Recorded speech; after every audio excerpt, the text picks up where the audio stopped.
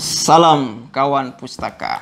Jumpa lagi bersama saya Irsan di kanal YouTube, dan pada hari ini saya akan mengulas secara singkat buku yang saya baca selama seminggu ini, Agama, Filsafat, dan Lingkungan Hidup. Buku ini dieditori oleh Mary Evelyn Tucker dan John A. Grimm.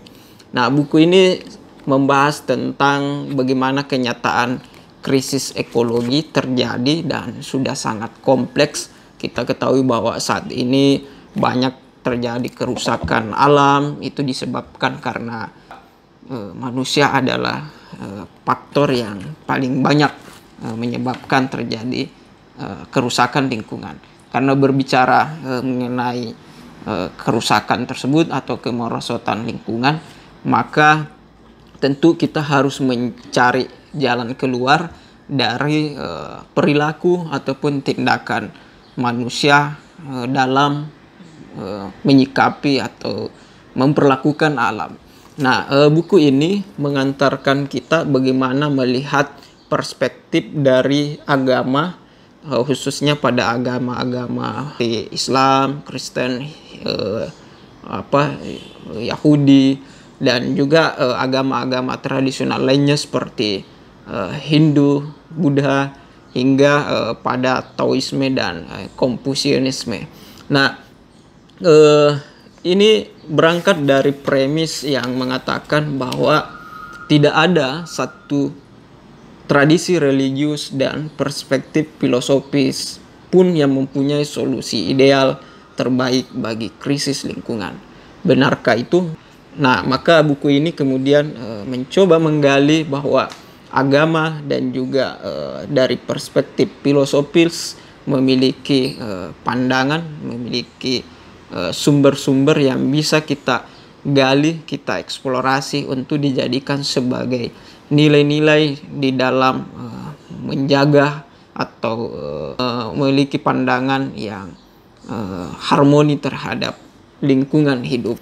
Nah, di bagian pertama buku ini kita diterangkan tentang bagaimana pandangan dunia dan ekologi melampaui batas mentalitas pencerahan, di mana ketika kita berbicara tentang tradisi barat saat ini, itu pijakannya adalah berpikir rasionalitas, berpikir empirik. Nah, tentu saja pandangan-pandangan yang sifatnya tradisional, yang lebih kepada pemahaman empatik, bagaimana rasa lebih mengemuka, itu kita dapat temukan di tradisi-tradisi lokal, tradisi-tradisi spiritual yang bisa ditemukan di agama. Ketika membaca buku ini, saya kemudian memahami bahwa memang saat ini di dalam menanggapi ekosistem yang mulai rapuh ini, kita lebih banyak mencoba mendekatinya dengan empirikal, dan tentu saja kita boleh berpikir secara global, tetapi di dalam menanggapi lingkungan, masing-masing dari kita bisa bertindak secara lokal berdasarkan tradisi atau berdasarkan kearifan lokal yang ada di daerah masing-masing. Nah, buku ini mengajak kita di bagian pertama tentang bagaimana seharusnya kita memunculkan kesadaran yang orang bilang kesadaran primitif, itu sebagai sebuah inspirasi, sumber inspirasi baru untuk menjaga agar lingkungan hidup, agar krisis ekologis ini menemukan solusi. Nah, di bagian kedua di dalam buku ini banyak diterangkan tentang agama-agama tradisional. Kita tahu bahwa ketika narasi agama berbicara tentang manusia sebagai yang diberikan otoritas dalam mengelola alam, itu ternyata terjadi kerusakan lingkungan.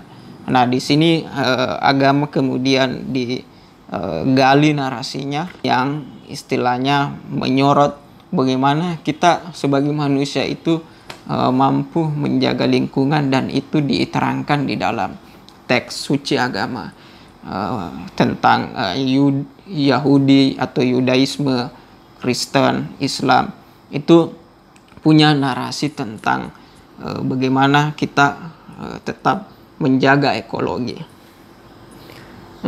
Demikian juga dari perspektif menurut Hindu dan juga Buddhis yang memang punya narasi yang dekat dengan alam, bagaimana mereka di dalam ajaran atau praktik beragamanya sangat dekat dengan alam. Termasuk juga diterangkan tentang Taoisme dan Konfusianisme yang kalau kita lihat dia berorientasi pada antropokosmik. Jadi berbicara tentang manusia dan juga kosmologi di dalam ajarannya, yang di dalamnya mungkin mendapatkan sumber inspirasi untuk mencegah atau bagaimana tentang lingkungan hidup itu muncul sebagai sebuah etika. Nah, di bagian ketiga buku ini berbicara tentang perspektif ekologis kontemporer. Jadi muncul tentang bagaimana ekologi dalam sebagai pandangan dunia, dan juga muncul yang namanya ekofeminisme, dan juga ada dibahas di sini geografi ekologis, termasuk kosmogenesis. Nah, buku ini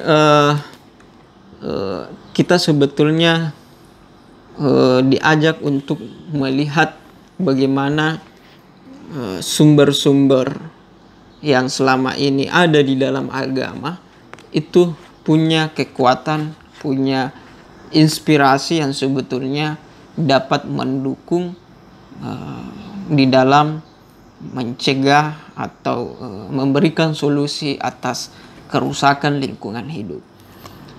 Kalau boleh dibilang, sebagai manusia yang punya kesadaran yang berbeda dengan makhluk lainnya seperti binatang dan tumbuhan, kita hendaknya memiliki nilai-nilai ekosentris dan juga biosentris. Bagaimana karena kita diberikan semacam kesadaran yang merupakan nilai plus dari makhluk hidup yang lainnya, maka kita tentu harus tetap memperlakukan alam atau menjadikan alam ini bagian dari kehidupan kita.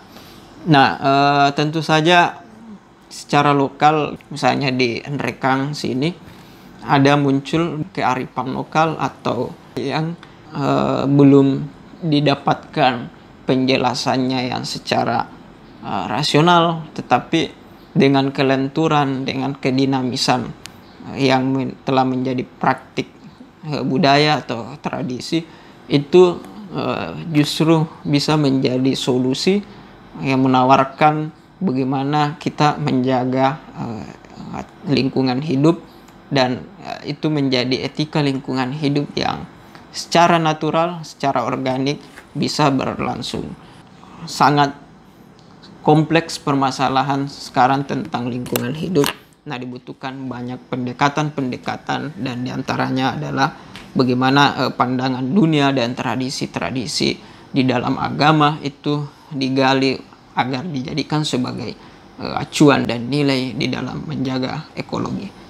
Sekian, salam kawan pustaka.